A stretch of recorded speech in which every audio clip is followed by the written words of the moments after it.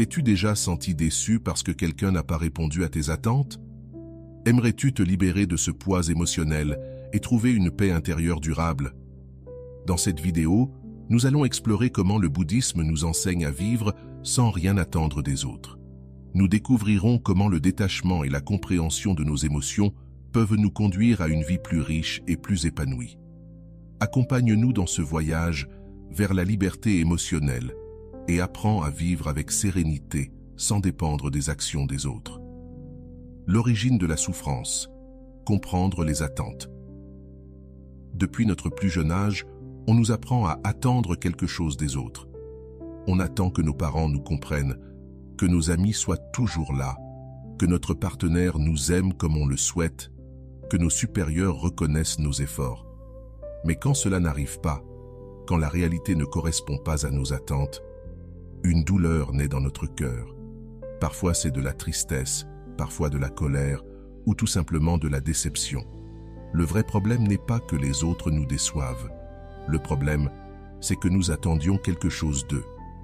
Le bouddhisme nous enseigne que la racine de la souffrance, c'est ce désir que les choses soient différentes de ce qu'elles sont. En réalité, nous ne souffrons pas parce que quelqu'un a fait quelque chose.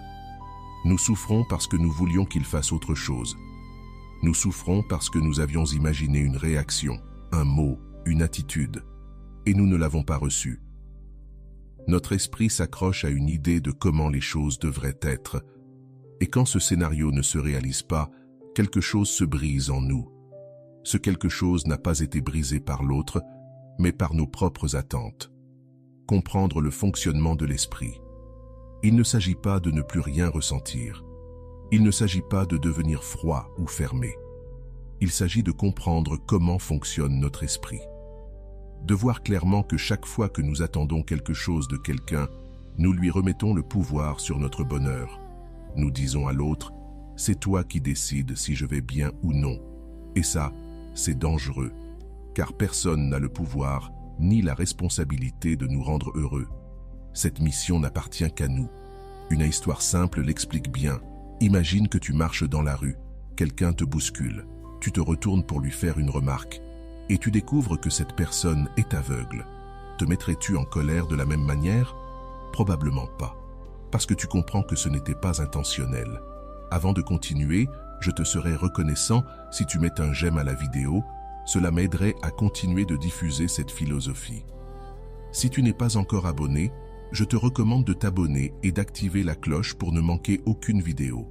L'action est la même, tu as été bousculé. Mais ta réaction change quand tu comprends. C'est pareil avec la vie. Souvent, les gens n'agissent pas comme nous le souhaitons, non pas pour nous blesser, mais parce qu'ils sont eux-mêmes pris dans leur peur, leur lutte, leurs propres aveuglements. Et quand on comprend cela, la colère s'évapore.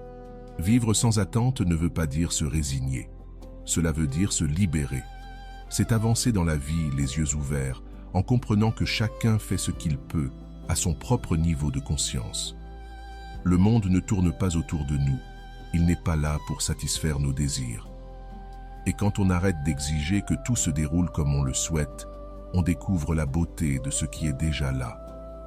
Il y a une paix profonde qui apparaît quand on cesse de forcer la vie, quand on comprend qu'on n'a pas besoin que tout soit parfait pour se sentir bien, qu'on n'a pas besoin que les autres changent pour être en paix.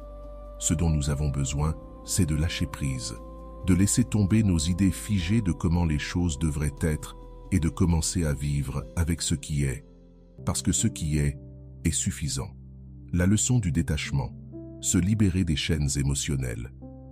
L'une des idées les plus difficiles à accepter, mais aussi la plus libératrice, c'est qu'on n'a pas besoin de s'attacher à quoi que ce soit, ni à personne pour aller bien. L'attachement est comme une corde invisible qui nous lie à la souffrance. On pense que si on lâche, on perd. Mais en réalité, c'est en lâchant qu'on gagne en liberté. Quand on cesse de nécessiter, on commence à en profiter. Imagine que tu tiens une corde très fort. De l'autre côté, il y a quelque chose que tu veux vraiment. Une personne, un objectif, une idée. Plus tu tires, plus ta main souffre. Mais ce n'est pas la corde qui te fait mal, c'est ta manière de la tenir. L'attachement, c'est pareil. Ce n'est pas ce que tu veux qui te fait souffrir, mais comment tu le veux. Ce n'est pas de l'indifférence, ni un manque d'amour. Le détachement, c'est aimer sans posséder. C'est accompagner sans exiger. C'est être présent sans dépendre. Le détachement transforme nos relations. Quand on est attaché, on souffre au moindre changement. Si quelqu'un s'éloigne, on ressent un vide. Si quelque chose change, on se sent en insécurité. Mais quand on apprend à vivre dans le détachement, on accepte que tout ce qui vient peut aussi repartir, que tout évolue, que rien n'est permanent. Et plutôt que de souffrir pour cela, on y trouve la paix. Beaucoup croient que le détachement est une forme de froideur. En réalité, c'est l'amour dans sa forme la plus pure. Car quand tu n'as plus besoin que quelqu'un reste pour aller bien, alors tu peux choisir de l'aimer librement. Sans peur, sans pression, sans condition. Tu peux apprécier sa présence sans que son absence te détruise. Tu peux valoriser ce que tu vis sans en devenir dépendant.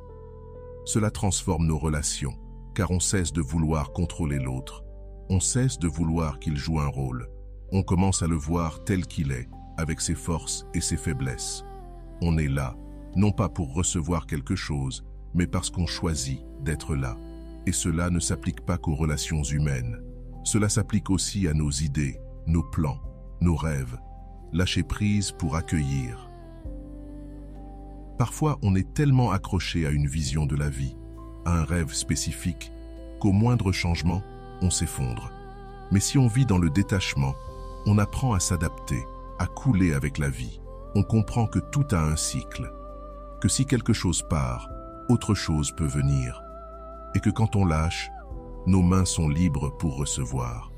Il ne s'agit donc pas de vivre sans rien ressentir. Il s'agit de tout ressentir, sans s'attacher. Car c'est seulement quand on arrête de s'accrocher qu'on commence à respirer avec liberté. C'est seulement en lâchant qu'on laisse entrer ce qui est vraiment bon pour nous. La compassion. Cultiver des relations saines. Quand on cesse d'attendre que les autres se comportent comme on le voudrait, quelque chose de profond change en nous. On commence à se relier aux autres non plus à partir de l'exigence, mais de la compréhension. C'est là qu'intervient une des plus belles leçons du bouddhisme. La compassion. Pas une compassion distante ou condescendante, mais une compassion sincère qui naît du cœur, celle qui comprend que tout le monde traverse des épreuves, que chacun souffre, que derrière chaque action, il y a une histoire que nous ne voyons pas. La compassion, ce n'est pas avoir pitié. C'est comprendre que chacun fait ce qu'il peut, avec ses blessures, ses limites, sa conscience du moment. La compassion commence en soi. Lorsque nous adoptons ce regard, nos relations se transforment.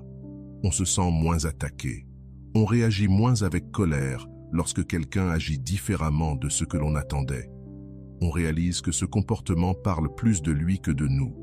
Et cela, ce n'est pas une théorie, c'est une pratique quotidienne. Chaque fois que quelqu'un te déçoit, arrête-toi une seconde. Plutôt que de t'enflammer, demande-toi, que se passe-t-il dans sa vie? Quelle peur, quelle douleur, quelle histoire alimente cette réaction? Il ne s'agit pas de tout excuser, mais de mieux comprendre. Et quand on comprend, on souffre moins. Et quand on souffre moins, on agit mieux. Être bienveillant envers soi-même. La compassion, c'est aussi envers soi-même. Trop souvent, on se juge. On se reproche de ne pas être parfait, de faillir, d'être triste. Mais si on tourne ce regard bienveillant vers nous, on découvre que nous aussi, nous faisons de notre mieux, que nous avons besoin de patience, de pardon, de douceur. On ne peut pas offrir de compassion au monde si on ne se l'accorde pas à soi-même. On ne peut pas prendre soin des autres si on ne sait pas prendre soin de soi. Et ce qu'il y a de plus beau, c'est que lorsqu'on adopte ce regard de compassion, nos relations deviennent plus simples. On vit moins de conflits, moins de drames, parce qu'on ne cherche plus à avoir raison tout le temps. On ne veut plus changer les autres pour se sentir bien. Et en lâchant cela, on devient plus libre et plus aimant. Les gens ne changent pas parce que tu le leur exiges. Ils changent quand ils se sentent acceptés, quand ils se sentent réellement vus. Et cela n'arrive que lorsqu'on leur offre de la compassion, lorsqu'on choisit de voir leur humanité, et lorsqu'on se rend compte que nous en avons une, nous aussi. Pratiquer la compassion, ce n'est donc pas seulement un acte de bonté, c'est une stratégie de vie. C'est une manière intelligente de vivre plus sereinement, de souffrir moins et de construire des relations plus saines. Car au fond, il ne s'agit pas d'avoir raison ni de changer l'autre. Il s'agit de vivre avec le cœur ouvert. Et cela commence le jour où tu cesses de juger et que tu commences à comprendre. La pleine conscience, vivre dans le présent. Bien souvent, nous souffrons parce que notre esprit est piégé dans des lieux où notre corps n'est pas. On est là, mais on pense à ce qui s'est passé hier ou à ce qui pourrait arriver demain. On se perd dans les souvenirs, les plans, les peurs, les suppositions. Et pendant que tout cela tourne dans notre tête, la vie continue devant nous, sans qu'on la voie. La pleine conscience, ou le fait de vivre dans le présent, n'a rien de compliqué ou de mystique. C'est simplement être ici, maintenant. C'est prendre conscience de ce que tu fais, de ce que tu ressens, de ce qui se passe dans l'instant. Et cela a un pouvoir immense. Car lorsque tu es vraiment présent, tu ne peux pas souffrir pour ce qui est déjà passé, ni pour ce qui n'est pas encore arrivé. Tu es simplement en train de vivre. Le bouddhisme insiste beaucoup là-dessus parce qu'il a compris que la majorité de notre souffrance naît d'une déconnexion du moment présent. On s'invente des scénarios mentaux, on interprète ce que font les autres, on imagine des choses qui n'arriveront jamais. Et tout cela nous vole notre paix intérieure. La pleine conscience coupe cette chaîne et nous ramène au seul moment qui existe vraiment, celui-ci. Cela ne veut pas dire qu'il ne faut ni planifier l'avenir ni se souvenir du passé. Bien sûr que si, mais il faut le faire depuis un esprit apaisé, non depuis une tête prise au piège. Et cette différence-là change tout. Quand tu es dans le présent, tu prends de meilleures décisions. Tu réponds au lieu de réagir. Tu observes au lieu de juger. Et surtout, tu peux goûter le moment. Car la joie aussi vit dans l'instant. Un repas, une conversation, une promenade, même un silence. On ne peut en savourer la profondeur que lorsqu'on est là, en train de les vivre vraiment. Si ton esprit est ailleurs, tu rates l'essentiel. Et ainsi, on passe sa vie à attendre que quelque chose de mieux arrive, sans se rendre compte que ce qu'on cherche est peut-être déjà là, mais qu'on ne le voit pas. Ce qu'il y a de plus libérateur, c'est qu'en vivant dans le présent, tu ne dépends plus autant de ce que font les autres. Ton bien-être n'est plus lié à ce qui s'est passé ou à ce qui pourrait arriver.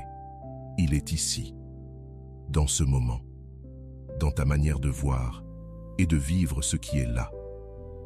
Si tu pratiques cela chaque jour, ne serait-ce que quelques minutes, tu verras ton esprit se calmer, tes émotions s'apaiser. Tu deviendras plus patient, plus serein, plus reconnaissant. Car le présent, même s'il semble banal, est rempli de cadeaux, qu'on va parfois trop vite pour remarquer. Alors voici une simple invitation. Quand tu manges, mange. Quand tu marches, marche. Quand tu parles, écoute. Quand tu respires, ressens l'air. Et quand tu es là, sois là. Car la paix ne se trouve ni dans le futur, ni dans le passé. Elle est en toi, ici et maintenant. Le chemin vers la paix intérieure, dépasser la dépendance émotionnelle. Très souvent, nous ne souffrons pas parce qu'il nous manque quelque chose, mais parce que nous croyons que, sans certaines personnes, nous ne pouvons pas aller bien. C'est là le piège de la dépendance émotionnelle. Nous nous convainquons que nous avons besoin que quelqu'un nous aime, nous soutienne, nous valorise, pour nous sentir complets. Mais quand nous mettons notre paix intérieure entre les mains de quelqu'un d'autre, nous vivons dans la peur. La peur qu'il parte, qu'il change, qu'il cesse de nous donner ce que nous croyons indispensable. Et cette peur crée une tension permanente. Chaque mot inattendu, chaque silence, chaque absence devient une menace. Alors, on réagit. On devient insécurisé, contrôlant, ou on se replie dans la douleur. Mais tout cela naît d'une idée fausse, celle que, sans cette personne, on ne vaut rien. Dépasser la dépendance émotionnelle, ce n'est pas cesser d'aimer, c'est aimer avec maturité. C'est savoir que tu peux aimer sans te perdre, partager ta vie sans sacrifier ta stabilité. C'est créer un lien fondé sur le choix, pas sur le besoin. Et cela n'est possible que lorsque tu apprends à être bien avec toi-même. La paix intérieure, personne d'autre ne peut te la donner. Tu la construis en toi. Elle se bâtit avec de la connaissance de soi, du silence, des espaces pour t'écouter. C'est découvrir qui tu es sans que personne ne te définisse. C'est savoir ce que tu aimes, ce qui te blesse, ce qui t'anime. C'est comprendre que ta valeur ne dépend pas d'un message reçu, d'un regard échangé, ni de mots attendus. Et une fois que tu saisis cela, tout change. Tu cesses d'attendre que quelqu'un d'autre te fasse te sentir bien. Tu comprends que ce pouvoir, tu l'as déjà. Tu peux créer des instants de paix, de joie, de connexion intérieure. Tu n'as pas besoin de combler un vide avec l'attention des autres, parce que tu apprends à te nourrir de ta propre compagnie. Cela ne signifie pas vivre isolé. Les relations comptent, l'amour, le soutien, le partage. Tout cela est précieux. Mais quand tu le vis depuis la plénitude et non depuis le manque, ces relations deviennent plus saines. Tu n'attends plus que l'autre te sauve ou te complète. Tu choisis simplement de marcher à ses côtés sans perdre ton centre. Et cela se voit. Une personne qui a dépassé la dépendance émotionnelle ne s'écroule pas quand l'autre prend de la distance. Elle ne se perd pas au moindre changement. Elle ne réagit pas à chaque geste, car sa stabilité ne dépend pas des autres, mais de ce qu'elle a construit en elle. Et cette force-là, personne ne peut te l'enlever. Alors, si aujourd'hui tu ressens que tu dépends de quelqu'un pour aller bien, ne te juge pas, mais commence à t'observer, à te demander quel vide tu essaies de combler. Puis, petit à petit, reviens à toi, écoute-toi, prends soin de toi. Offre-toi ce que tu as toujours attendu des autres, car quand tu apprends à t'aimer toi-même, tu n'as plus besoin de mendier cet amour à l'extérieur. Et c'est dans cette liberté que commence la vraie paix. La sagesse du Dalai Lama. Conseil pour une vie pleine. Parler de paix, de détachement, de compassion, d'équilibre intérieur peut sembler très théorique, s'il n'y a pas de traduction dans la vie réelle. Mais certaines personnes ont consacré leur vie à vivre et transmettre ces principes. L'un des plus grands exemples, c'est le Dalai Lama. Au-delà de son rôle spirituel, il a su toucher des millions de personnes dans le monde grâce à sa façon simple, claire et humaine de transmettre la sagesse. L'une des idées les plus puissantes qu'il partage, c'est que le but de la vie, c'est d'être heureux. Cela peut paraître simple, mais c'est en réalité profond, car il ne parle pas d'un bonheur momentané ou superficiel. Il parle d'un bonheur qui vient d'un esprit tranquille, d'un cœur pur et de relations saines. Et pour atteindre cela, il nous invite à cultiver 3 choses essentielles: la compassion, l'humilité et la patience. Selon lui, la compassion n'est pas seulement une attitude noble, c'est un besoin humain. Nous ne sommes pas ici pour nous battre les uns contre les autres, mais pour nous entraider. Quand on commence à voir l'autre comme un être humain qui souffre lui aussi, tout change. Il n'est plus un ennemi. Il n'est plus quelqu'un qui doit répondre à nos attentes. Il devient juste un autre voyageur, cherchant lui aussi son chemin. Le Dalai Lama insiste aussi sur l'importance de ne pas tout prendre personnellement, de ne pas se laisser piéger par l'ego, l'orgueil ou ce besoin constant d'avoir raison. Car bien souvent, notre souffrance ne vient pas de ce qui se passe à l'extérieur, mais de notre manière d'interpréter les choses. On se vexe facilement, on réagit avec colère, on garde des rancunes. Et tout cela nous empoisonne de l'intérieur. Mais quand on lâche l'ego, on commence à voir plus clair. Et cela nous apporte une légèreté qui n'a pas de prix. Enfin, la patience est essentielle. Le Dalai Lama rappelle que nous cherchons souvent des solutions rapides, des soulagements immédiats. Mais les vraies transformations prennent du temps. Apprendre à vivre sans dépendance, à lâcher prise, à trouver la paix intérieure. Tout cela est un processus. Il y aura des jours faciles et d'autres plus durs. Et au lieu de lutter contre, il faut les accueillir avec patience et continuer. Marcher, même à petits pas, nous rapproche chaque jour un peu plus de cette vie pleine et sereine que nous désirons tous. Une des choses les plus admirables chez lui, c'est sa capacité à garder son sens de l'humour, même lorsqu'il aborde des sujets profonds. Il ne se présente jamais comme quelqu'un de parfait ou comme un sage inatteignable. Il parle avec simplicité, rit de lui-même et répète toujours qu'il n'est qu'un être humain, comme toi, comme moi, qui essaie simplement de vivre avec sens. C'est ce qui le rend accessible, authentique. Et cela nous rappelle aussi que nous n'avons pas besoin d'être des moines ou de vivre isolés pour trouver la paix. Nous pouvons y parvenir ici même, dans notre quotidien, à travers nos routines, nos défis et nos relations. L'un de ses conseils les plus puissants est le suivant. Si tu peux aider, fais-le. Si tu ne peux pas, au moins ne fais pas de mal. Cette phrase résume toute une philosophie. On pense souvent que pour avoir une vie pleine de sens, il faut accomplir de grandes choses. Mais en réalité, il suffit d'agir avec bonté, respect et empathie.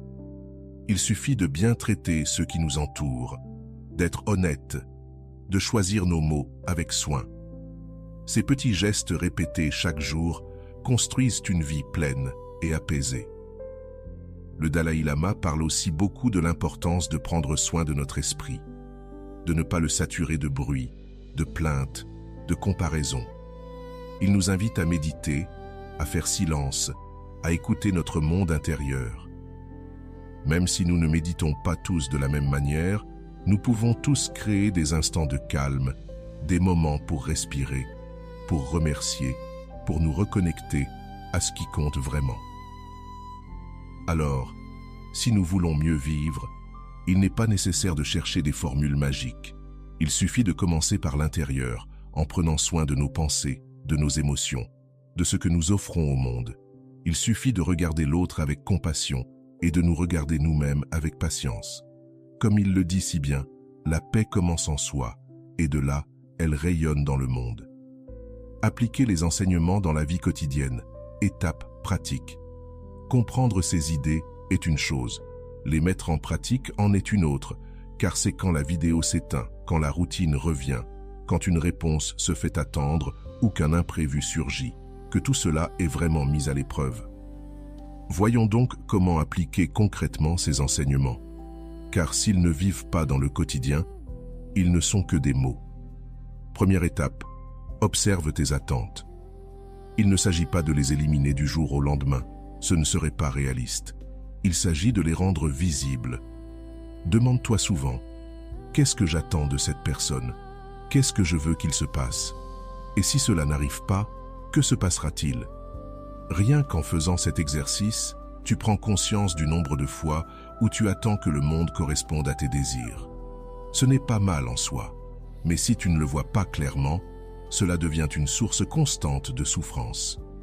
Deuxième étape, reviens au présent. Fais-le simplement.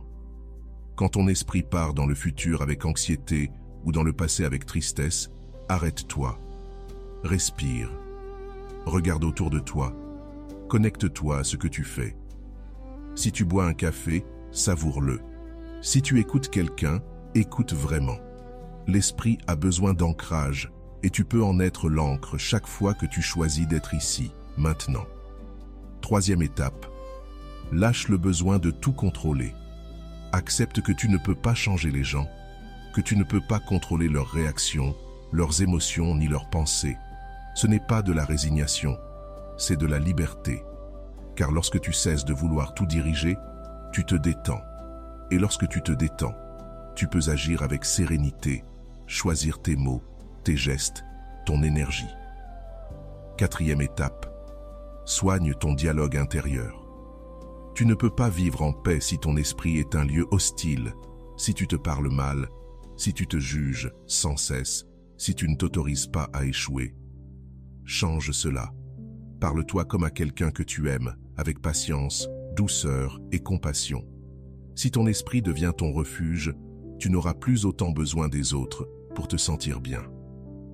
Cinquième étape. Entoure-toi de personnes qui élèvent. Personne ne peut grandir dans un environnement qui le tire constamment vers le drame, la critique ou la plainte. Il ne s'agit pas de couper tous les liens, mais de protéger ton énergie. Cherche des personnes qui sont elles aussi en chemin, qui t'inspirent, qui t'écoutent sans te juger, qui te poussent à être meilleur, sans te demander d'être parfait. 6e étape, pratique le détachement au quotidien. Tu n'as pas besoin de grands gestes. Il suffit de ne pas répondre tout de suite à un message, de ne pas exiger une réponse immédiate, de ne pas rechercher une validation constante. Laisse de l'espace. Permets aux choses de se réorganiser sans ton intervention. Et tu verras que le monde continue de tourner, même sans que tu le pousses. 7e étape, sois reconnaissant. La gratitude est l'une des pratiques les plus transformatrices. Quand tu remercies, tu cesses de te concentrer sur ce qui te manque et tu commences à voir ce que tu as déjà. Même si c'est peu, si tu respires, si quelqu'un t'écoute, si tu peux admirer le ciel, tu possèdes déjà quelque chose de précieux. La gratitude te connecte à l'abondance et apaise le besoin constant de plus. 8e et dernière étape, sois patient avec toi-même. Tout cela ne s'apprend pas en un jour. Il y aura des moments où tu retomberas dans tes anciennes attentes, où tu te frustreras, où tu réagiras. Et c'est normal. L'important, c'est que tu reviennes de plus en plus vite vers toi, que tu t'observes avec plus de clarté, que tu lâches prise plus rapidement, car chaque pas vers l'intérieur transforme ta manière d'être au monde. Au fond, il ne s'agit pas de devenir quelqu'un d'autre. Il s'agit de revenir à ce qui a toujours été là, mais que tu avais oublié sous le poids de tes attentes.